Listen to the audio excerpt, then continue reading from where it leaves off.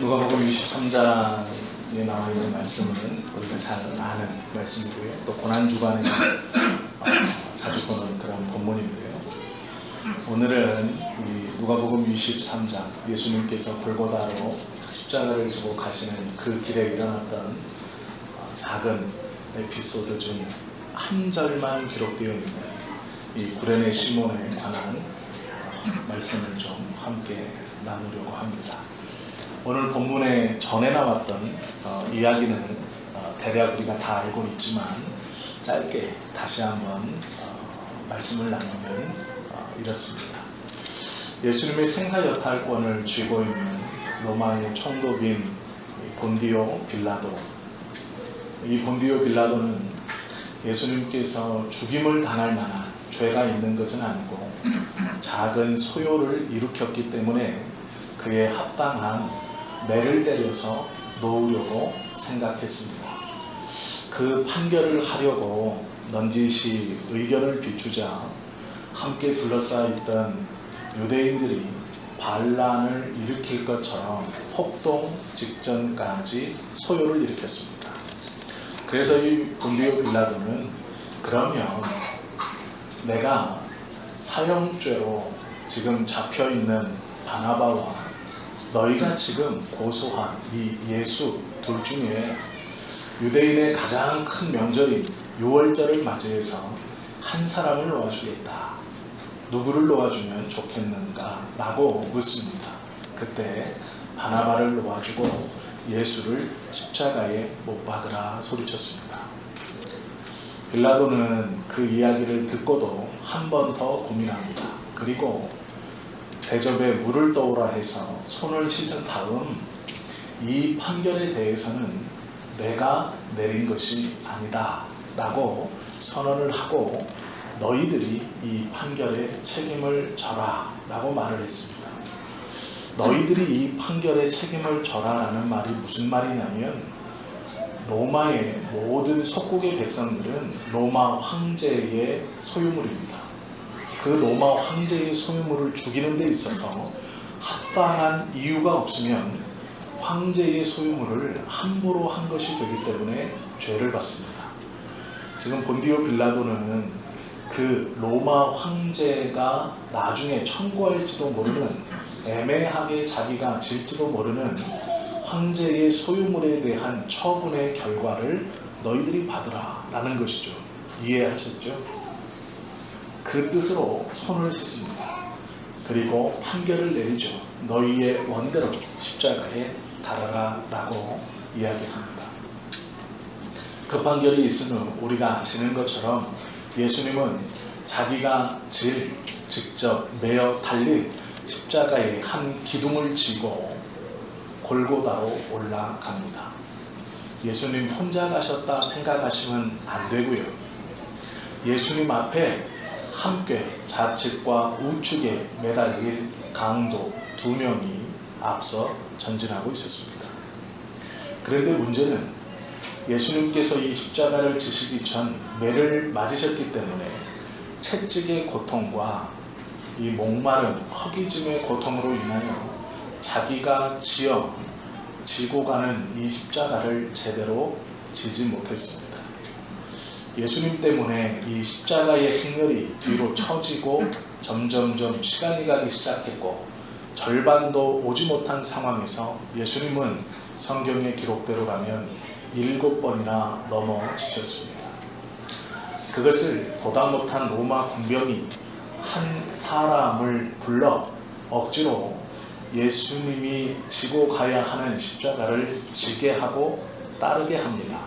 그것이 구레네에서 올라온 시몬이라 이름하는 사람입니다. 그 사람의 이름과 출생지를 오늘 26절에서 기록하고 있죠. 그런데 우리가 잘 생각해 봐야 하는 것은 구레네가 이 십자가를 지면서 굉장히 거친 거부감을 보인다라는 것이죠.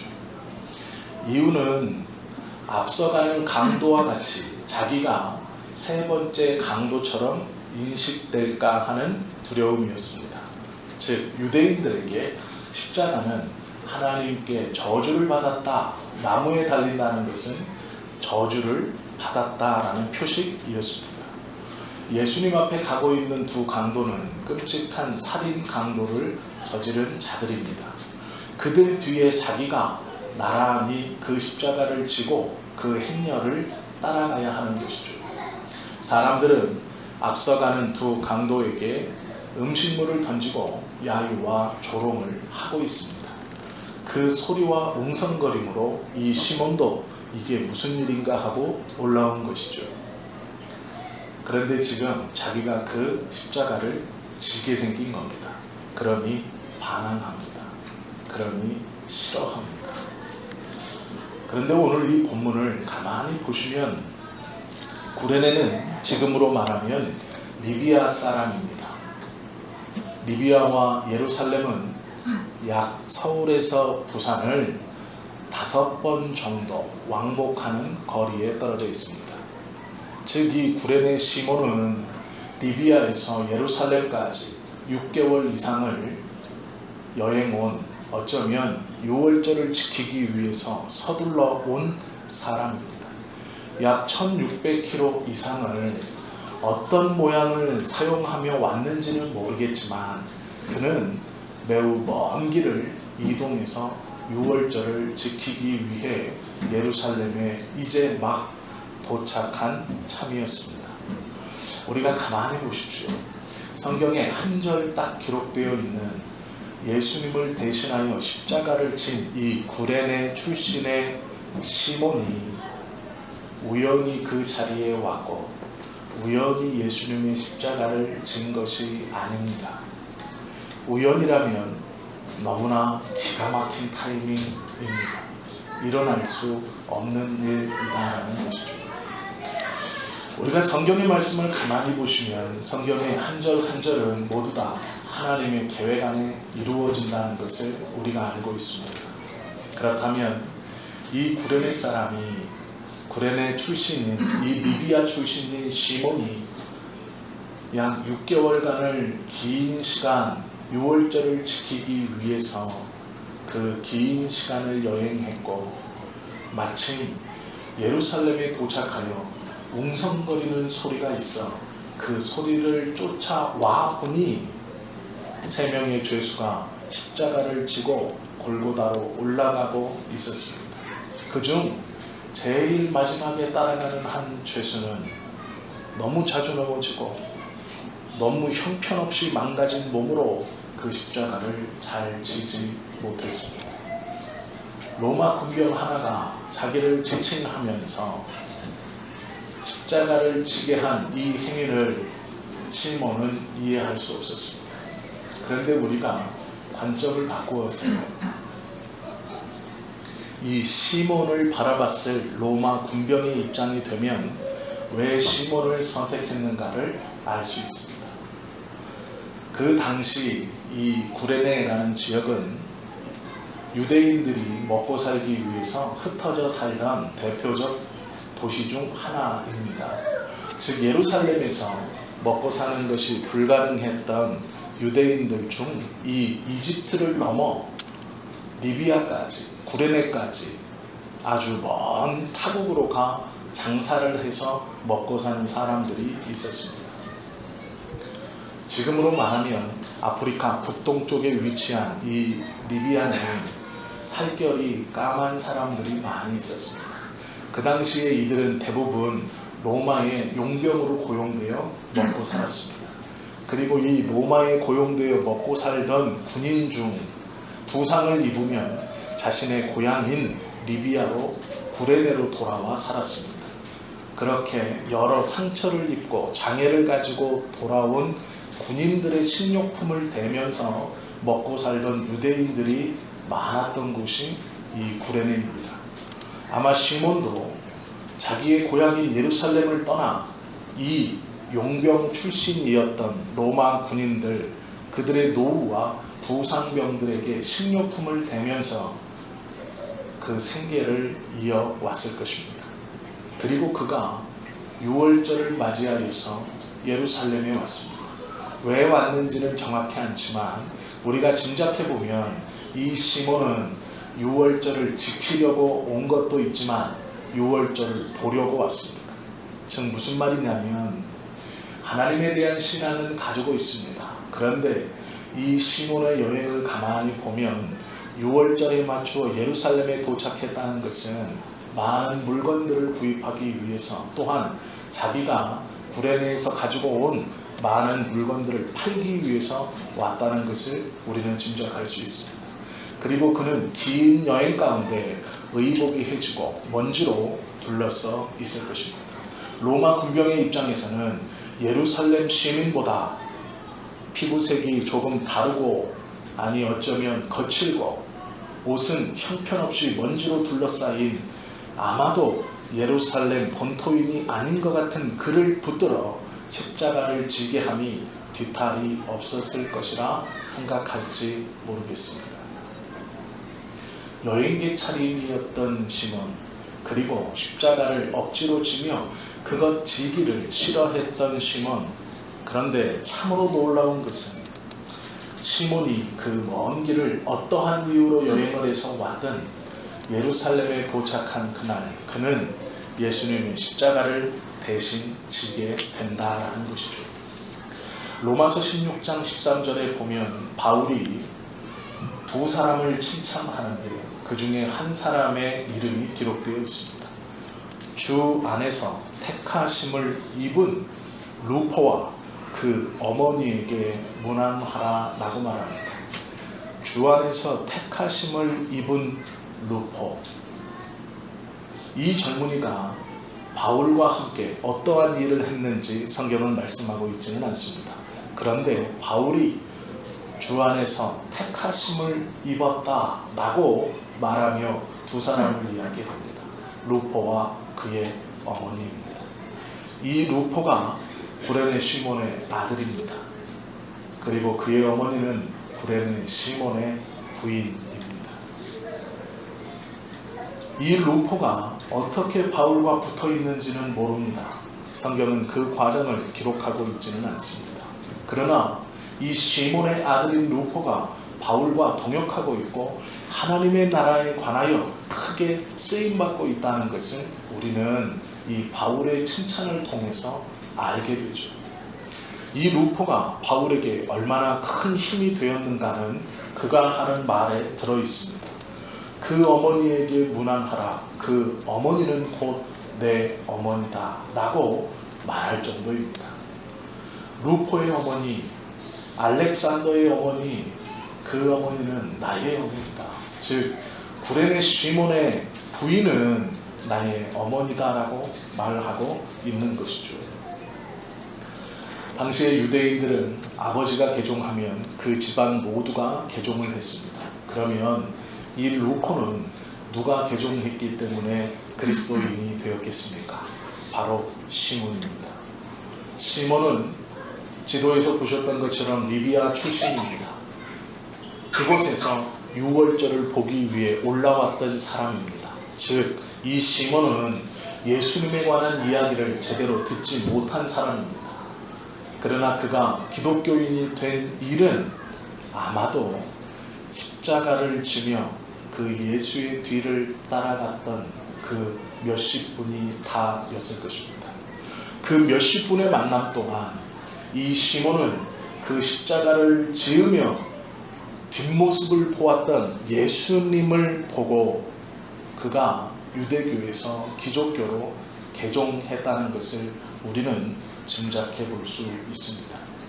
십자가를 대신 지고 예수님과 함께 올라가는 그 골고다의 언덕길에서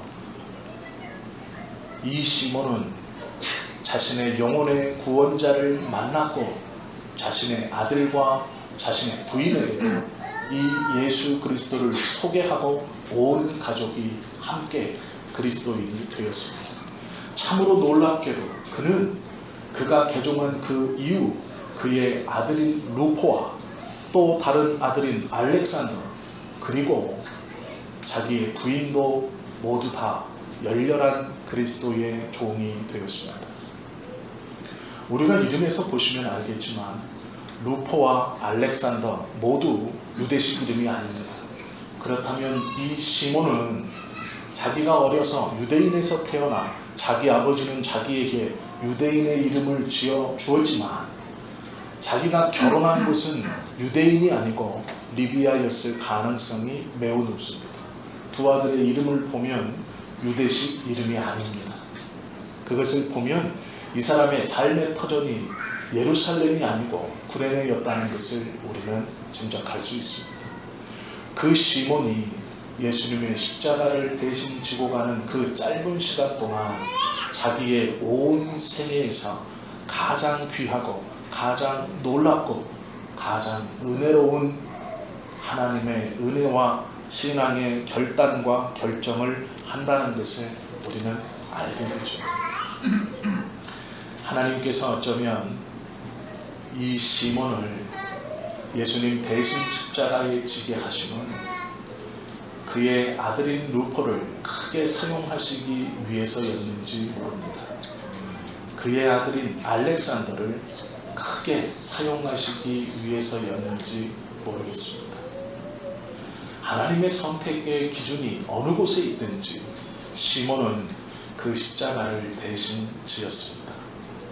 지기 싫었고 사람들의 눈초리가 싫었고 그 모욕감과 그 더러운 죄 속에 들어간다라고 생각했던 그것이 결국 하나님의 은혜였고 아들들의 주님께 붙들림 받는 계기였고 자기의 부인조차도 하나님 앞에 크게 인정받는 칭찬듣는 믿음의 여인의 길에 들어서는 출발점이었다라는 것이죠. 예수님의 십자가를 지는 사람과 예수님에게 십자가를 지웠던 사람의 결말을 우리가 좀 보고자 합니다. 유대인들은 예수님께 십자가를 지웠습니다. 대제사장, 백성의 장로, 서기관, 바리새인, 그리고 로마 총독 빌라도와 헤롯, 이들은 예수님께 십자가를 지은 자들입니다. 누가복음 23장 26절에서 29절까지의 말씀을 보면 이렇게 기록되어 있습니다. 그들이 예수를 끌고 갈 때에 시몬이라는 구레네 사람이 시골에서 오는 것을 붙들어 그에게 십자가를 지워 예수를 따르게 하더라. 또 백성과 및 그를 위하여 가슴을 치며 슬피 우는 여자의 큰 무리가 따라오는지라. 예수께서 돌이켜 그들을 향하여 이르시되 예루살렘의 딸들아 나를 위하여 울지 말고 너희와 너희 자녀를 위하여 울라.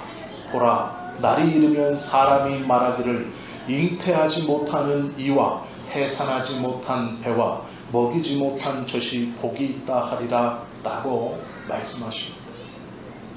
예수님께서 십자가를 지실 때 예수님의 넘어짐과 쓰러짐을 보고 또 죽으러 가시는 그 비참함을 보고 많은 여인들이 가슴을 치며 울었습니다. 구레네 시몬은 그 모습을 보았습니다.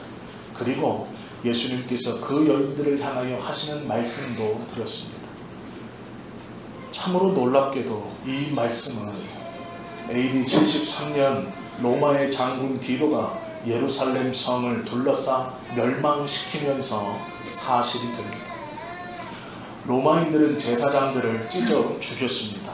또한 모든 유대인들을 바위에 쳐 죽이거나 성전 꼭대기에 떨어뜨려 죽였습니다.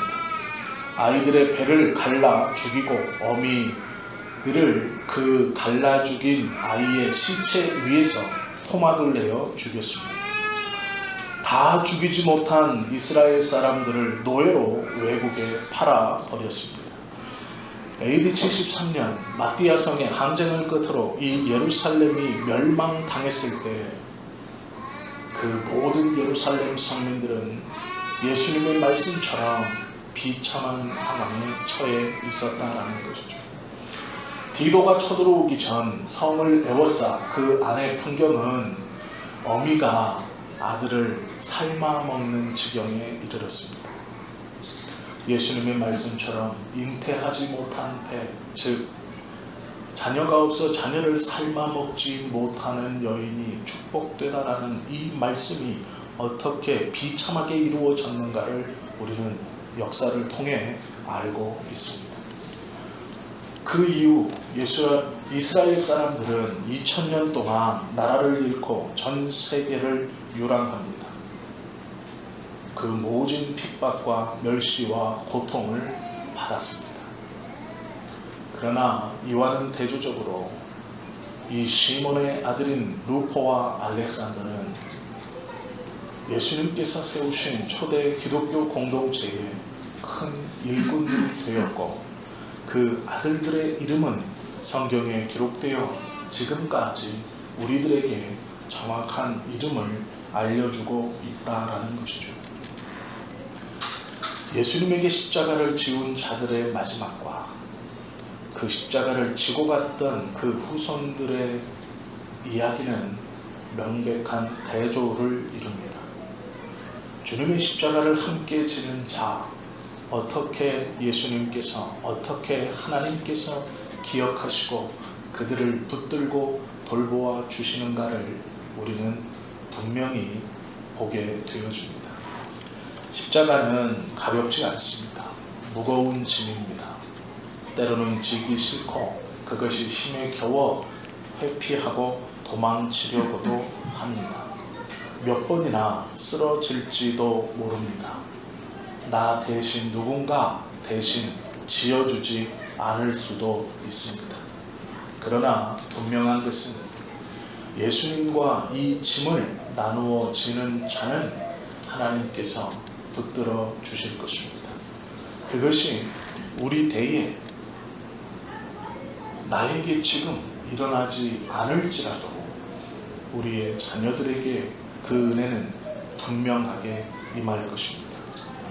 구레네 사람 시몬은 예수님의 십자가를 대신 지고 예수님을 따라 골고다 언덕에 올랐습니다. 그로 인하여 그는 예수님의 큰 은혜를 받았고, 두 아들인 알렉산더와 루포는 성경에 기록되어 그 이름을 우리들에게 전해주고 있습니다. 오늘날 많은 기독교인들은 우스갯소리로 십자가를 타고 다닐 줄은 알지만 십자가를 지고 다니지는 않는다라고 말합니다. 언젠가부터 유명한 또는 조금 규모가 있는 회사의 회장들은 다 교회 장로가 당연한 것처럼 되었습니다. 언젠가부터 큰 교회의 직분자들은 밖에 나가서도 자신이 큰 교회를 섬긴다는 것이 자랑이 되었습니다. 언젠가부터 이 땅의 교회는 작은 교회의 성도들은 부끄러워하며 기가 죽고, 큰 교회의 성도는 그 큰 교회가 자기 것이냐 당당해지기 시작했습니다. 그것은 십자가를 타고 다니는 삶의 모습입니다. 십자가를 지는 자의 모습이 아니다라는 것이죠. 여전히 우리가 주님에게 십자가를 지우고 나는 그 열매만을 원합니다, 형통하고 건강해지고 부요해지기만을 원합니다라고 말한다면 그것은 예수님께 우리도 모르게 십자가를 지우는 자의 편에 서 있는지 모르겠습니다. 고통은 주님이 받으시고 형통과 평안함과 온전함은 나에게 주십시오라고만 말한다는 것은 온전한 신앙인의 모습이 아닐 것입니다. 예수 그리스도의 십자가를 지심은 우리를 위해 대신 지시는 십자가였습니다. 시몬이 진 것은 나무로 만든 십자가였지만 예수님의 어깨에는 그 시몬을 포함한 수많은 영혼들의 죄의 무게가 지워져 있었습니다. 우리도 지금 그리스도의 남은 고난을 함께 지어야 합니다. 그것은 때로는 힘들고 때로는 어렵고 도망치고 싶은 것일지 모르겠습니다. 그러나 기억하십시오. 주님의 교회와 하나님의 나라를 위해서 우리가 함께 나누어지는 이 십자가는 비록 조금 무겁고 거추장스럽고 힘든 것일 수 있지만 그 십자가를 나누어진 자를 우리 하나님께서는 기억하실 것입니다. 그리고 붙들어 주실 것입니다. 하나님의 나라를 위해서 크게 쓰임받았던 루포와 알렉산더의 삶은 그의 아비인 시몬의 나무를 지어가고 있는 십자가를 통해서 출발되었습니다. 그 시몬의 일이 우연이 아니듯 오늘 우리가 함께 주님의 교회에서 신앙생활을 하는 것 또한 우연이 아닙니다. 하나님께서 우리를 선택하셨고 그 먼 길 동안 동행하셨고 이제 우리 앞에 십자가를 함께 지라 하고 그 십자가가 놓여 있습니다. 그것을 외면하지 마시고 함께 지어 가십시다. 그 길 가운데 우리 주님의 놀라운 은혜가 있을 것입니다. 하나님께서 분명 우리를 기억하시고 함께해 주실 것입니다. 교회를 위하여 크게 쓰임받는 우리의 자녀들 또한 그렇게 쓰임받는 하나님의 은혜 아래 거하시는 우리 모두가 되시기를 예수님의 이름으로 축원합니다. 기도하시겠습니다.